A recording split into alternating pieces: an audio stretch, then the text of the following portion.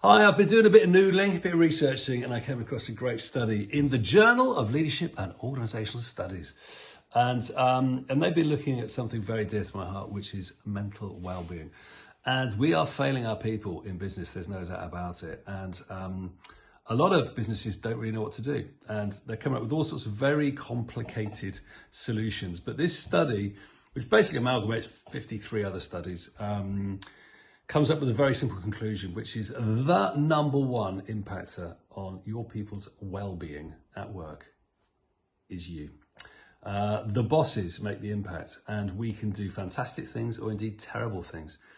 And what they found is through the 7 different leadership styles that they've categorized, there is one absolute winner, which is what they call transformational leadership. And it's a term that was first coined back in the 1970s, but it's a style by which what you do is you create the conditions for your people to be amazing, for them to make sense of their work, for them to be able to flex depending on what they think is needed here, and create a resonant impact that's very much an articulation of who they are, what they care for, what their skill sets are, so that when they go home at night, they know they've had a great day. This is about giving them the creativity and the confidence to show up every day and be amazing, right?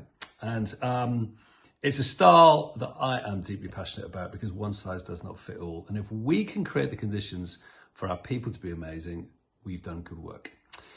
On the flip of that, there's also the destructive leadership style, the one where we scare people and we tell them off, and we do all those old traditional leadership approaches, which we know are rubbish, but for somehow they're ingrained in the mentality of a lot of our organizations, frighteningly so. So, look, I'm a massive believer in coming up with a portfolio approach. We should do lots of things. We have an app that helps people with mental wellbeing called Talk It Out. It's a great thing to do. However, if you don't have time and resource, and if you want to focus on the most fundamental thing that's going to shift your people's wellbeing, look at yourself.